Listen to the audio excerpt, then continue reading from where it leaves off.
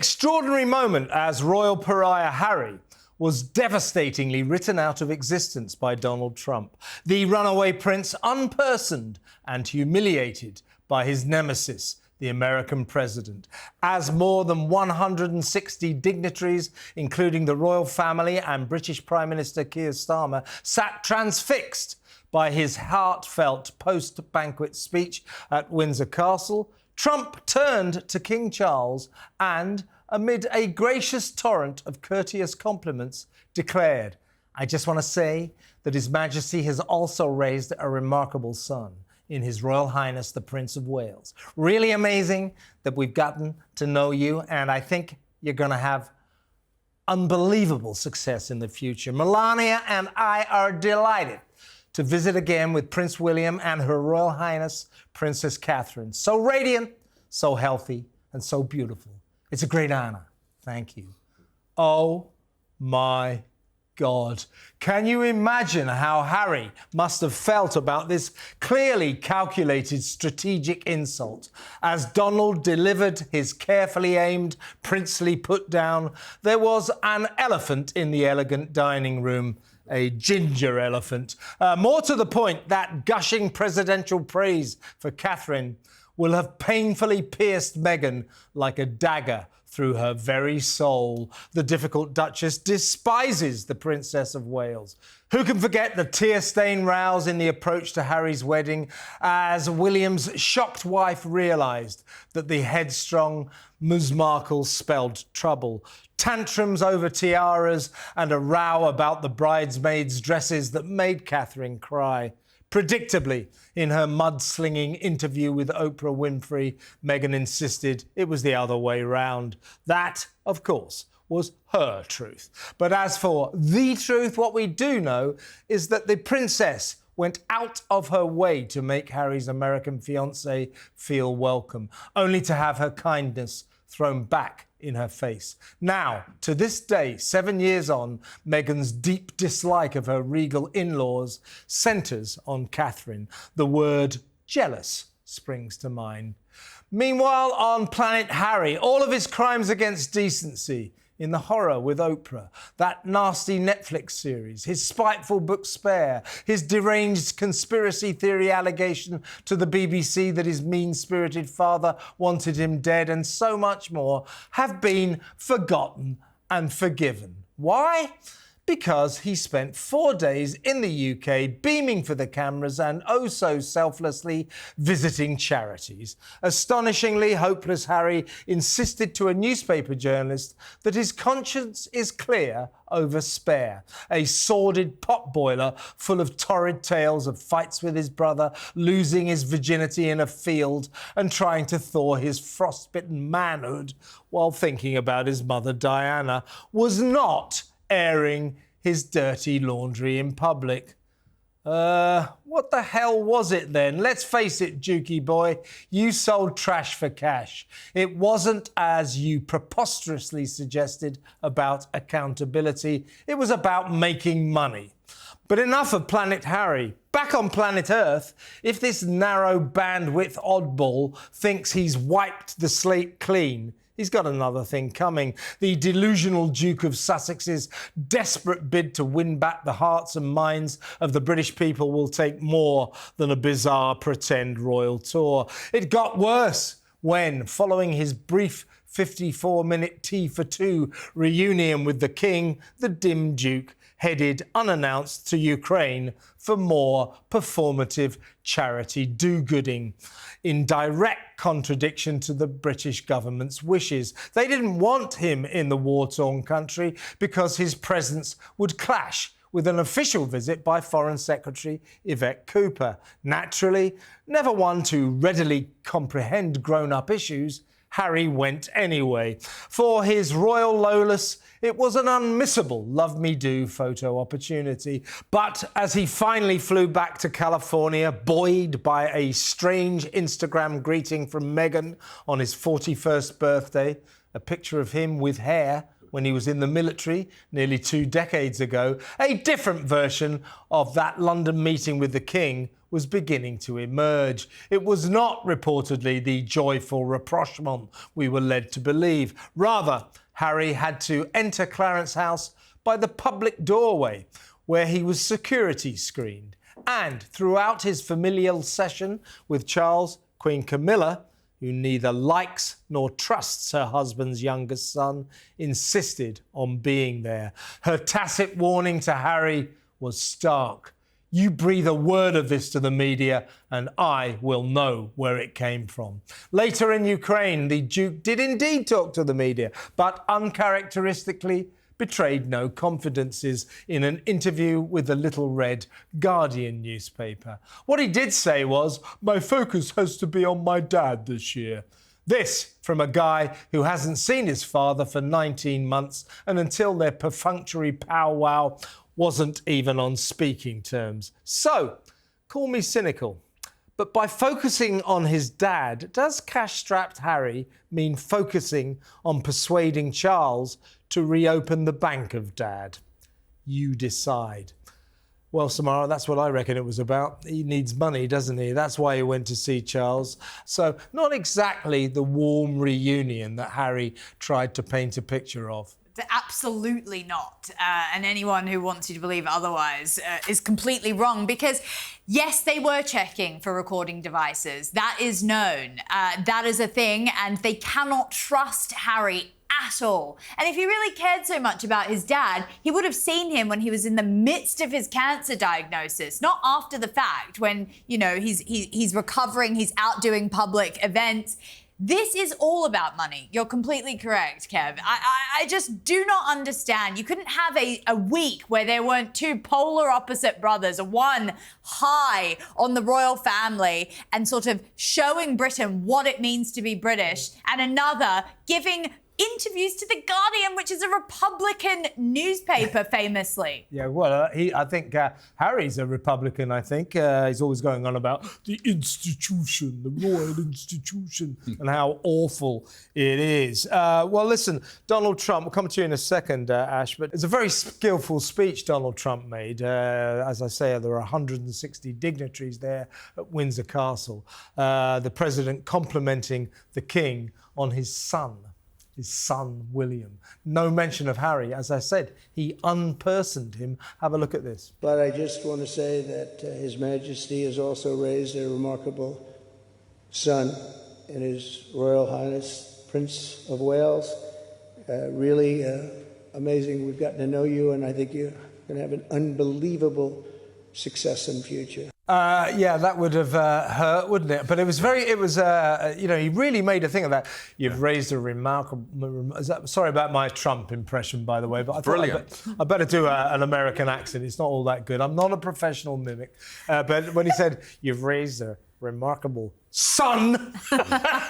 I think it was a punctuation point. I mean, Harold came to get some money, to beg some money, and Charles turned it around, and basically they were making a sort of almost informal ending to his royal life, weren't they, with this meeting and, you know, searching him and everything. And I think Trump actually wrote that with King Charles. I think, why don't you say that you've brought up a son without an S on it? Really, that'll drive. So he sort of makes positive points, but it's sort of a backhanded compliment.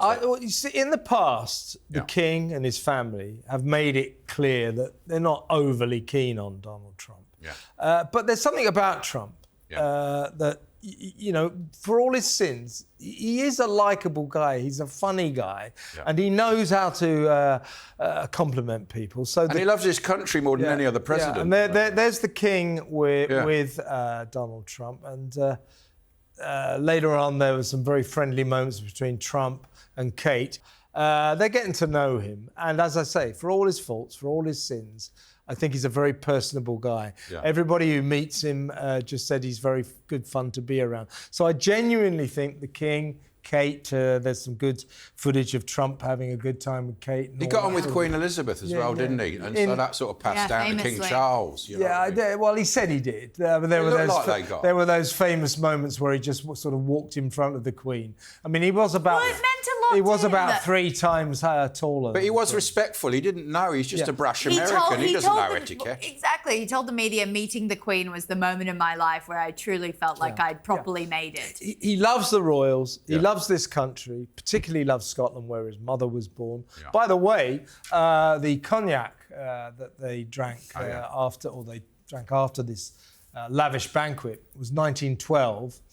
1912 cognac, and that was a tribute to Donald Trump's mother, who was born in 1912. And in Scotland too. Yeah. And the royal family are linked to Scotland very much. They're more Scottish than English. Yeah, very much. I mean, it was so interesting to see. I feel like on the back of this crazy week that we had last week with everyone feeling so polarized, I think what the royal family showed is that you can come to the table with people that you disagree with and you can share some wine and have a good dinner. And you know, I think the thing is Meghan and Harry, back in their sort of loserish gaff in Montecito, because they're so divided and they're so left-wing that they wouldn't even bring themselves to talk to the other side. It kind of shows that divide. It was kind of quite symbolic in that way. Let's talk about that. As I said in my monologue, for me, you know, there were, if you like, there were 2 elephants in the room. One was Ginger and the other one was called Meghan. As I said, when Trump did that, you know, to your son, and the sheer pomp and ceremony of it all must have offered a stark contrast to that miserable pair in Montecito sitting in their living room. And then he said, Kate's watching beautiful. the TV. Yeah, He said Kate's healthy and beautiful, you know, which Meghan wouldn't have liked. That was a dig at Meghan, wasn't it? But that's a good point, Ash. The eulogy about Kate, again, would have seriously wounded Meghan because she hates Kate. She really detests her, despises her. And there's Donald Trump. And Donald Trump knew what he was doing there. Yeah. Well, this is the saddest thing. Every time I see one of these state banquets, and it is Britain at its absolute best, I do think of Harry and Meghan sitting at home and watching on the telly, as you just said, because, you know, Meghan and Harry could have had this life. This could have been them if they hadn't sacrificed it for pots of jam and polo documentaries with Netflix. Yeah. And that's the most harrowing part. But part. it never would have been. That was the thing, because he was the heir to the throne, and I think that was the problem. They'd never been equal to them. I wonder if they were watching this on the TV. I bet they were. Meghan must have been dying a little as she watched it. Do you reckon she's got like going, "Hey, Harry, do you want some more cookie dough? Do you want some dried flowers? How about some of my honey? Scam jam. Oh, yes, I'll have some of your honey. That's $14. $14. You got to buy 3 of them. Yeah. That's what it's all come down to. It's come down to Scam Jam and Netflix deals for them. And I think that's the most horrible part, is they could have been living this amazing life and going to state banquets and talking to dignitaries, but they've traded it off. This horrible victim complex existence. We're going to talk later in the show, by the way. Literally, as we're recording this, as we're filming this show, Trump and the Prime Minister here, Sir Keir Starmer. Keir Starmer, he's great. Yeah, we're all thrilled with him. Man, what a joke. Anyway, they're having a press conference up at Chequers, which is the Prime Minister's country stately home. And we'll bring you some of the details of that a little later. But it's been very, very carefully choreographed. What we're missing out on is questions about Peter Mandelson, the disgraced British ambassador to Washington, Jeffrey Epstein, of course. But what I think has happened, Ash, during this visit is fair play to Trump and to the Americans and the British. They've managed to keep the embarrassment out of it because even before Trump landed, I remember I was on air the other night and these protesters projected this huge picture of Trump and Jeffrey Epstein together on the walls of Windsor Castle. So it looked like that this was going to be loads of demos, but there was a very small demo in London. They made a point skillfully of even avoiding central London.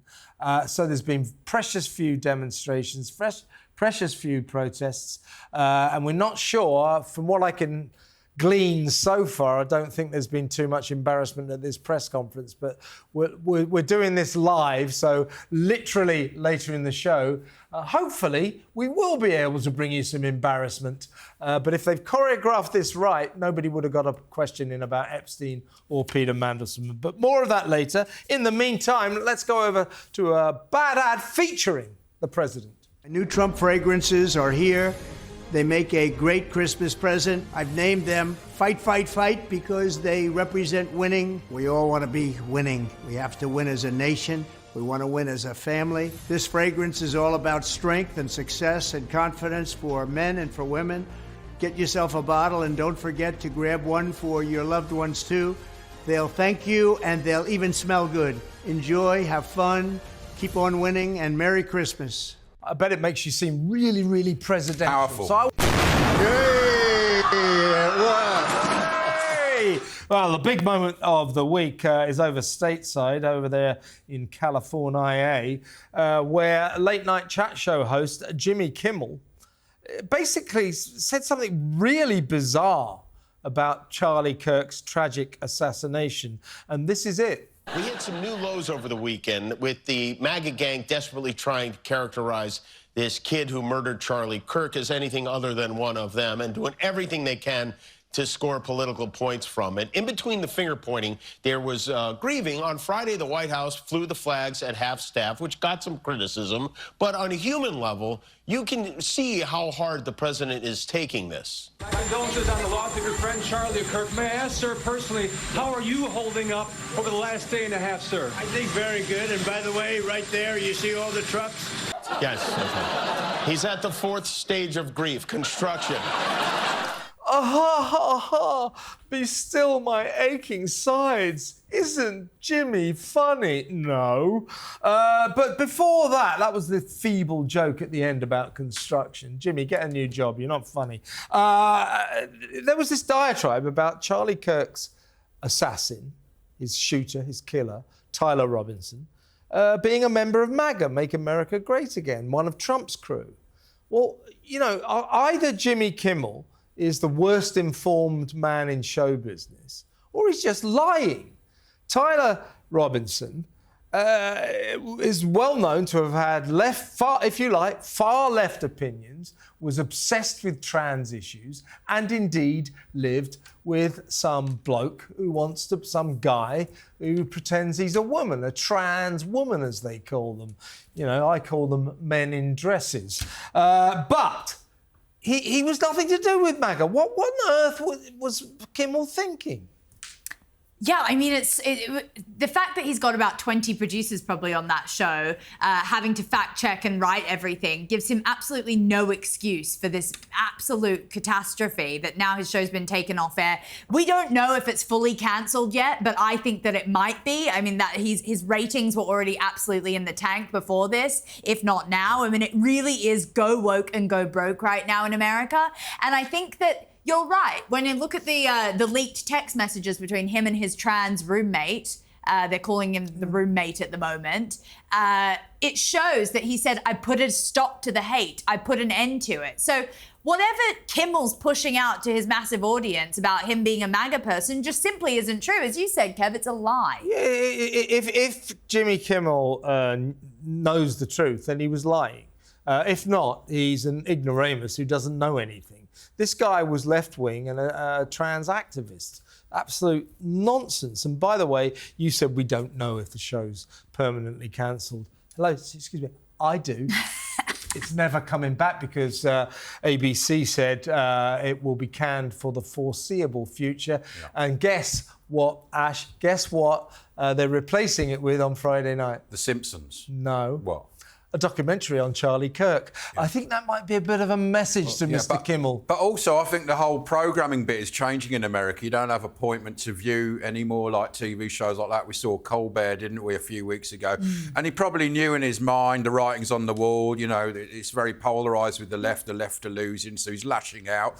And I think he knew the writing was on the wall. They probably would have got rid of him anyway, because his audience has halved since about 5 years ago. Yeah. Only gets about 1 million across the whole of America. Yeah, and then and basically mainstream telly, that just shows what's going on. People are watching what just happened. Of course they are. On YouTube, and they're just getting rid of their terrestrial telly. Yeah, well, here's why. When I lived in the States in the 90s, in the brilliant United States of America, God bless America. When I lived there, right, the chat show hosts, actually, Johnny Carson was still going when I first got there, Dave Letterman, Jay Leno.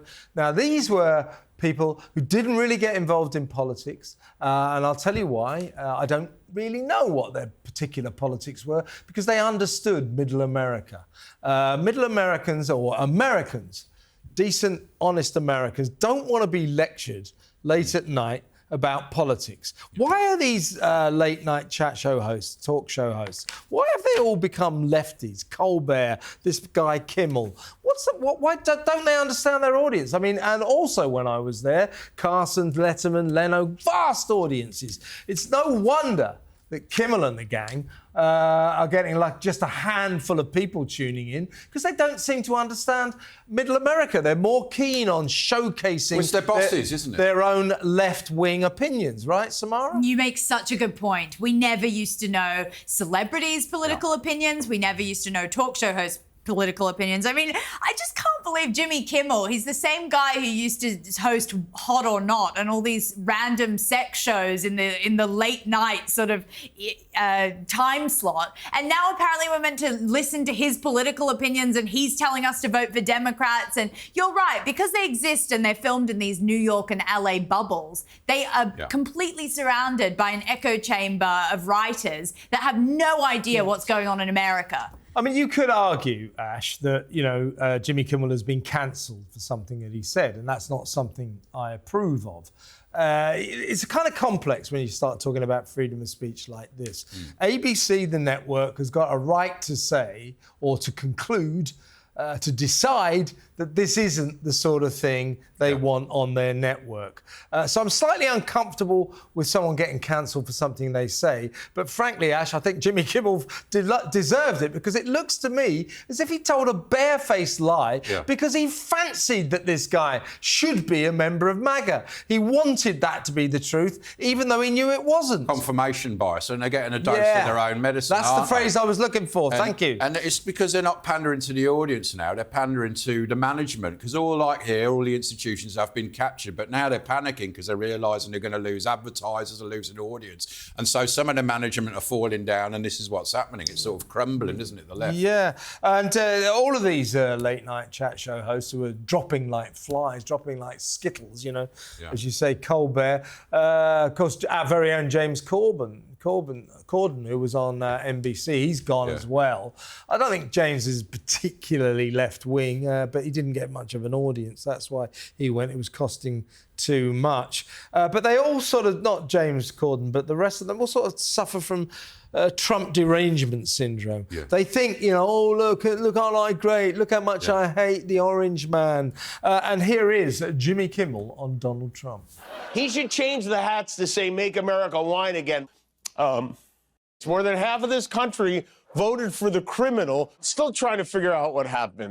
That's pathetic, isn't it? What is he, like some sort of student? Was he 16 years old? They're like, ooh, he's right-wing, we don't like Donald Trump. Ooh, God, it's hopeless. It's hopeless. By the way, is it just me? I mean, I'm not particularly familiar with Jimmy Kimmel's body of work, but he's not very funny, is he? No. None of them are. I'm like, good riddance, goodbye. You never made me laugh, apart from those videos that he used to do where he used to get kids candy taken away after Halloween, and that was pretty much it. I mean, he's not funny. And the thing is, all these monologues...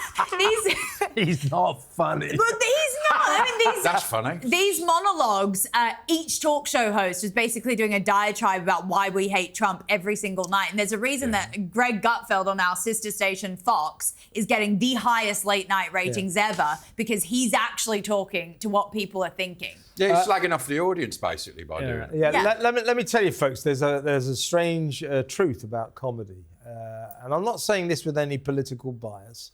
It's just a fact that people on the right-wingers, can be much more funnier, are always much funnier than people on the left. So if you're on the left It's almost impossible to be funny. And I'll tell you why. It's because being on the left, there's a sort of piety, a kind of holiness about it, a saintliness.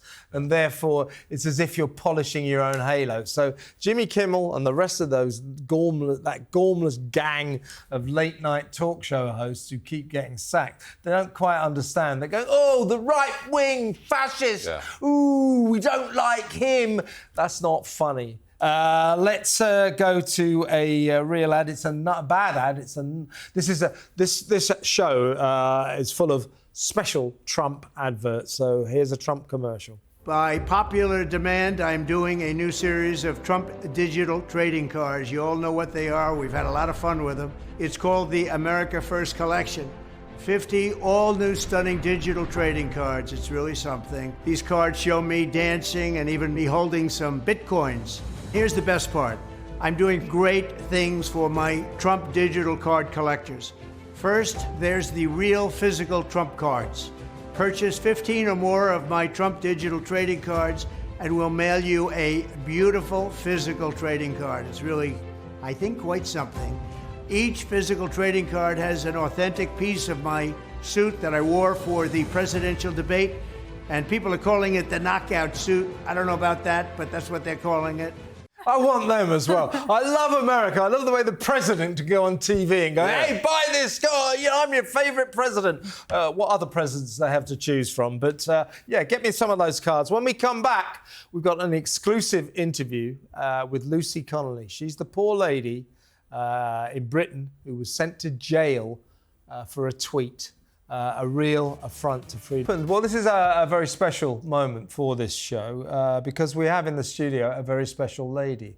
Someone that I almost feel like I know because I've reported on her day in, day out ever since she became the victim of what I think is a terrible affront to freedom of speech. A warm welcome to Lucy Connolly. Hi, Lucy. Hi, Kevin. Now, you saw what happened in Southport. You heard about, this awful, awful carnage, the murder of these poor little girls. And as a mother who'd lost her son, you were filled with rage for the mothers of those poor little girls. Would that be an accurate summary of the way you were feeling when you posted that tweet? Definitely. Anger at the whole situation, anger at the fact that it was allowed to happen, that anger at the fact that how could these parents drop their babies off at a dance class and never get to pick them up, that we shouldn't be living a life like that. And I've recently, actually this week, was reading, I think it was in the Liverpool Echo, some quotes from some of the mums, because there's an inquiry going on, and she said exactly that. I just want to give her a big hug and just say it's not your fault, because I get it. She's, she blames herself. It was my idea to send her there. We're good parents. We just sent her there to make bracelets and dance, and she never got to come home. And this nightmare never ends. And that's what people don't get. Yeah. This nightmare never does end. Unfortunately, you build a new life, but it's a life sentence of grief, and it was so preventable. Yeah, it's just horrific. And what you tweeted was words to the effect of "Send them home. I don't care. Call me a racist if you like. We've got to get these people out of the country." The charge against you was inciting violence. Actually, the original charge and the charge that I pled guilty to didn't even use the word violence. The original charge was, on that day, I published written material that could have incited racial hatred or stirred up racial hatred. The word violence isn't actually used in my charge. That's another story in itself, because that kind of came later down the line. Oh, by the way, the Crown are prosecuting you on a 1A category 1A with intent to stir up serious violence. And all along I was saying, but that's not what I pled guilty to. That's not in the charge. If you read the charge on the charge sheet that when they read out that charge in the court, do you plead guilty or not guilty? The word violence is not used in that charge. You could have stirred up racial hatred. That's the charge. You were, how soon are you, because of course you posted this tweet, and then only about 3 or 4 hours later, you thought better of it. I assume you sort of calmed down. Yeah. And then you took it down, didn't you? But by then it had 300,000 views or something. Yeah, So you thought that would be the end of the matter? Actually, yeah, I didn't. Yeah, and I did think it was the end of the matter because it didn't like kind of rear its ugly head again for another week. So I posted on the actual day, literally within hours of it coming out that these children had been, massacred, and I was so upset. Wrote what I wrote, went out, calmed down, thought better of it, and I thought, even though I'm still really angry and I'm really upset and this isn't okay, I can't write that. That's not okay to write that, take it down. So that's what I did. Didn't engage in any of the comments, didn't do anything. I just went onto Twitter, deleted it. Didn't think anything more of it, really didn't, until a week later. Yeah. And then it kind of became some kind of like political movement against me. But a whole week went past from deleting that tweet and nothing had been said. And I was just, carrying on Twitter as normal, like oblivious to the fact that somebody had screenshotted it and then was gonna, So a week later, the police got in touch? They did. So that, I think it was by phone, or did they come around your house? No, they came. They just turned up at the house and... They just knocked on your door? Yeah, well, I was just coming back and just dropping Edie at the golf club and I said, who's at the door? She checked the camera and she said, it's the police. And I thought, oh, here we go. Mm-hmm. But to be honest, I just thought they were going to come and give me, tell me off. Yeah. I didn't think for 1 minute they were going to arrest me there and then. And they were actually just leaving. So I went over to them and I said, oh, you just knocked on my door. I think you're looking for me. Yeah. That's the irony of it. Yeah. And they were like, yes, can we come in? I said, of course, thinking, I'm going to get, a wallop in here. And, oh no, we're straight away, we're arresting you, So you were arrested? I was arrested there and then, they... Did they take you to the police station? Yeah, so I obviously had my daughter at home and I had a couple of minded children there. So I had to shout a neighbour at the window. Because you're a carer? Yeah, I'm a childminder. So I had a couple of my minded children there as well. So I had to get hold of Ray and get him to come home, look after the children. So the police were hanging around for quite a while because I couldn't just leave the children. I want to say something here, folks. This is the first time I've met Lucy. As I say, I've reported about her regularly over the last couple of years. And already, this lady was sent to jail. This is ridiculous, absolutely ridiculous. So you must have felt with a kind of growing sense of horror that this is getting serious. This is getting serious. And let's just stress again, prior to this, I think you told me you've had one speeding ticket in your life. That was your only crime ever? Yeah. So this was unfamiliar territory to you. And presumably after you were arrested, how soon were you charged? So I was arrested on the Tuesday, so it's almost a week after I sent the original tweet. They let me out that night and said there was not enough evidence to charge me and let me out on bail with conditions not to post on social media, which I kept to, I didn't. Mm-hmm. They came back for me on Friday morning around 7 a.m. I was just putting my bins out, hadn't even dried my hair. There was 2 police officers at my door. We're re-arresting you. I was like, why? They said, you need to come with us. And then it turned out, well, they told me they had new evidence. So what had happened was the original complainant that had reported my tweet had then obviously was not very happy about the fact that they'd released me on the Tuesday, and then presented them with tweets that some of them went way back on my Twitter, maybe a year or 2 ago. So he was obviously watching everything I was saying and doing. It's a bit weird, really. But so there are people like that out there, Lucy, so he presented with the police with these tweets that he perceived to be racist.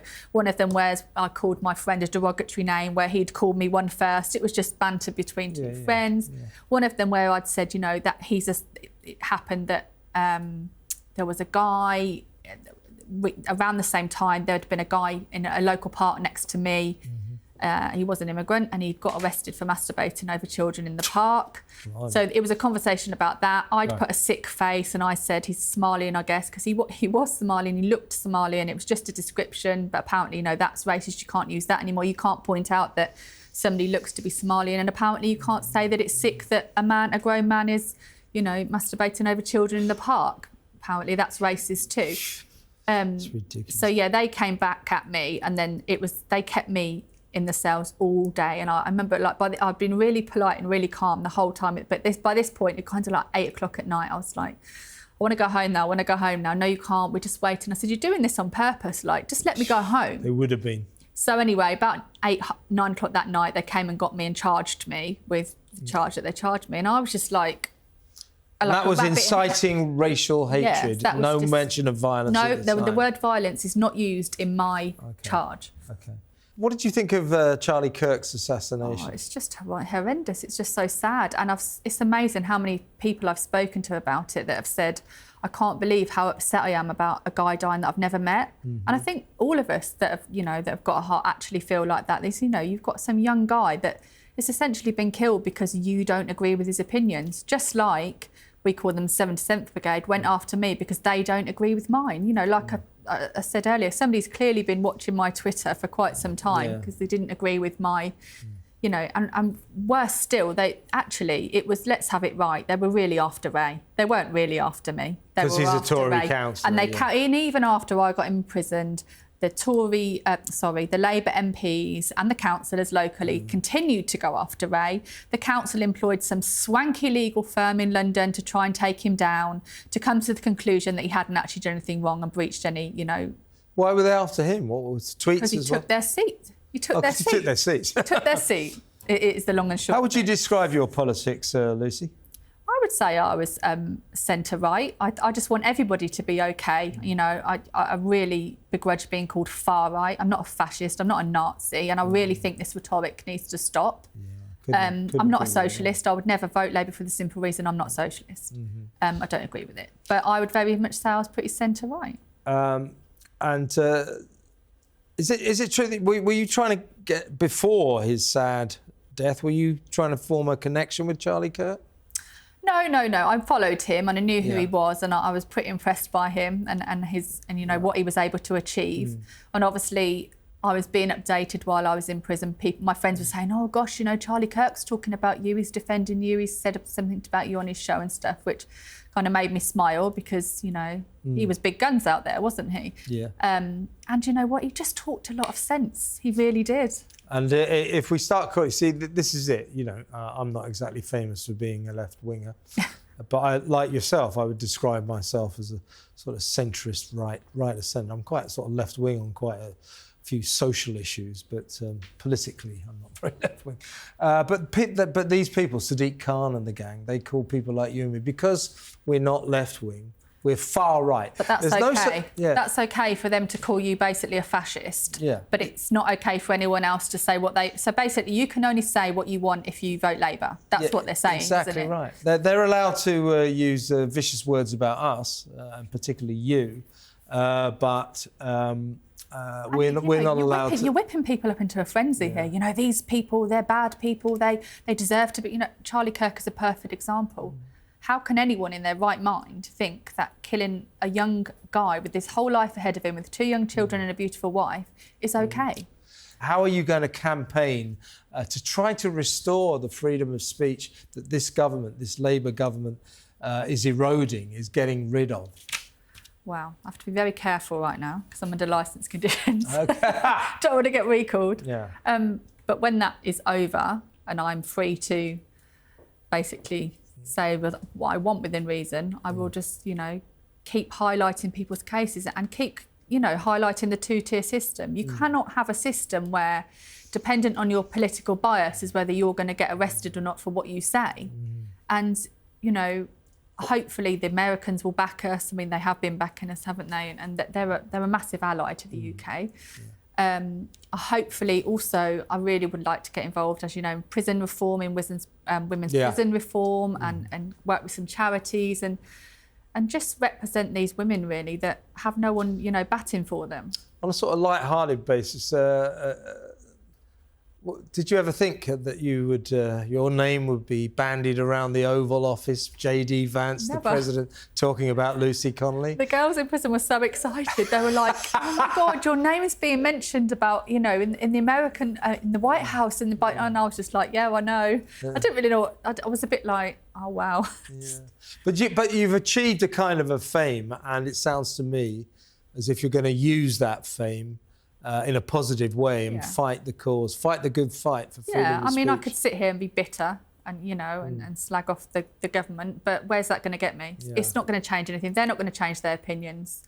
But I think I would implore everybody to, you know, just join the Free Speech Union and stand up for people when they think, you know, stop with this herd mentality. I think that's a lot you say about, you know, you feel I was let down by politicians and stuff.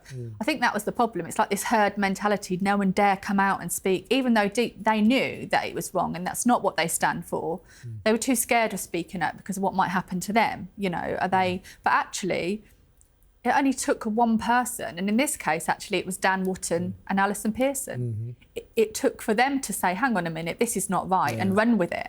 And they both took a risk on me, of which I thank them for massively, and yourselves. You know, there were very few journalists even that were prepared to stand up and say, you know, this isn't right. You know, why are we putting women in prison for things like this, you know? And, I know journalists who... Do we have free speech in this country or do we not have free speech in this country? Exactly. I know journalists who say, oh, well, Lucy Connolly, she's a convicted criminal. Well, I always said, yeah, she's wrongly convicted. You know, the law can be an ass. Sarah Poachin put it really well the other day when she was being questioned. They said, oh, you know, do you think Lucy Connolly is a hero? And she said, no, I don't think she's a hero, but I think she's a victim of you know, an unjust system, you know. And I think that's exactly what it is. I'm not a hero, but I am 100% a victim of, you know, a two-tier justice system. And last kind of couple of questions really, do you feel that this ordeal, this horrific ordeal you've been through, in a kind of strange way has made you stronger? Yeah, definitely. Like, and as I said to Alison at the beginning, you know, I've already been through the worst thing in my life. That's already happened to me. Yes, yeah. So you can't get any worse than that. So anything you do to me now is not really anything in comparison to that. And like I said, I could have comfortably done prison, as in, if it was all about me, I'd have put my head down and I'd have been like, well, I'd just done it. But it wasn't just about me. It was about my child and my family and all the knock-on effect, you know, and all the families that were left without childcare overnight, you know, because they locked me up instantly and stuff. A lot of people were affected by, you know... Look, millions of people, me included, was shocked by what happened to you. You were a victim of terrible injustice. Sarah Poachin said that... you're not a hero, you're a victim, but from what I can see, I think you may emerge as a hero if you can. Outrage. What's happened to this country? We send people to jail for tweets. That's why President Trump, J.D. Vance, Charlie Kirk, God rest his soul, all worry about this country, that we are having our freedom of speech eroded, taken away by a government that sends people to jail for what they post on social media. Poor us. Really, really. Anyway, let's get back to our usual agenda. It's time for the complaints department, where we go through some of your thousands of messages that you're kind enough to send us. So let's get going. Who's going first? You, Samara? Batty6791 says, Dear Kev, Samara and Ash, I love your show from New Zealand. Can we have our flag there too? We're not all bloody woke over here. That's from Monica. Yeah, well, what New Zealand did, who was that? Jacinda Ardern.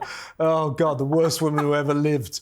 So, lost in woke city. She was dreadful. She's the one who turned New Zealand into, like, the hermit kingdom during the alleged COVID crisis. I mean, she just, like, shut the entire country down. Nobody was allowed out of their house. It's just the flu, Jacinda. You're kind of overreacting. Anyway, she was woke city. New Zealand, I hope it's grown out of that now. But it's good to hear from Batty. And yes, we're going to get a New Zealand flag. We've got to get a Canadian flag. I keep saying we're going to do it. I promise you, next week, those flags are going to be there. What have you got, Ash? We should learn the hacker as well and maybe perform it one week. This is from Anon5216, and he or she says, this programme is full of hate. It should be banned. That's how it probably sounded. It's supposed to be full of hate. Yeah. You know? I mean, you know, this demonisation of hate. Oh, you're so hate. We must have hate. You're full of hate. That was a hate-filled demonstration. You're demonising my favourite emotion. Yes, your favourite. You know, I mean, I run on hate. I'm just I'm just a mass of hate. It's discriminatory I love against people hate. who want to hate. I absolutely love hate. he loves to so there's going to be loads more of hate on this programme. I guarantee you that. Samara. Horace says, you guys sound so shameless and hateful. Horace. Yeah. Horace. Yeah, Horace. Where's Horace from? Britain. Horace Lewis. I mean, that Horace. sounds very Horace. British. Horace, there's a name you don't hear anymore. What was it? Hateful and what? Hateful and shameless. It's normally a dog's name, isn't it? It's a dog's name normally. Yeah. well. Have we got any more hate-filled messages? Yeah, I've Ash? got one here from Sean Atwood. This commentator is pathetic. Get a life. I think it's from the last person. Yeah, we got a lot of compliments Hey. this week. This commentator, do you think that's probably me, isn't it? Yeah, I I'm would have thought pathetic. it's you, yeah. I'm pathetic. Full What of a- hate, our comments. I'm pathetic. Tell me something I didn't know. Go on. Tell you something you don't know. Catherine J says, OMG, Kevin, you're hopeless. It's just like this. Yeah, well, that's true. Yeah, again, tell me something I don't know. Of course I'm hopeless. That's the whole point. We're all hopeless. Ash, go on. This is from Lady Axe 13. Van Gogh cut off his ear after he heard Samara talking. I know that's what I want to do when she has any opinion. Yeah, fair. Fair Full of enough. hate, isn't it? Honestly. But If you fair remember enough, last yeah. week, folks, you know, in America, and I discovered anyway, in Australia as well, they call the famous Dutch painter Vincent van Gogh. We call him Vincent van Gogh. As in... I'm not going to say so. F Goff. Right, go on, Ash, next. That's what his ear did. This is from RJ Rooney. OK, Kevin, there is no guarantee that Meg's ever sold anything. Ask for proof. From G, it says. You know that, I mean, that's an interesting point. Yeah. Again, I could return to this topic until the cows come home because I'm kind of fascinated by As Ever. I just don't understand who the hell would pay $14 for honey and scam jam and marmalade. Or isn't the marmalade, I think, is $9, things like that. Yeah, they're astronomically overpriced, very mundane domestic products that you can buy in your grocery store next door in 7-Eleven for a fraction of the price. As Ever ain't gonna last forever. In fact, I don't think it's gonna last for very much longer. Don't hear anything of it anymore, do you? Good luck with that, Meghan. Anyway, on that bombshell, it's time for a bad ad. I really think this is the right thing for us to be doing, Ivana. What will people think? Let them talk. Donald. Ivana. It's wrong, isn't it? But it feels so right. Then it's a deal. Yes, we eat our pizza the wrong way. Crust first. Introducing stuffed crust pizza from Pizza Hut. With a ring of cheese baked into a totally new, thinner crust, you'll want to eat it the wrong way. Crust first. May I have the last slice? Actually, you're only entitled to half. Large, just $9.99. Those were the days. Now I'm a big fan of President Trump, but crust first, never. Never.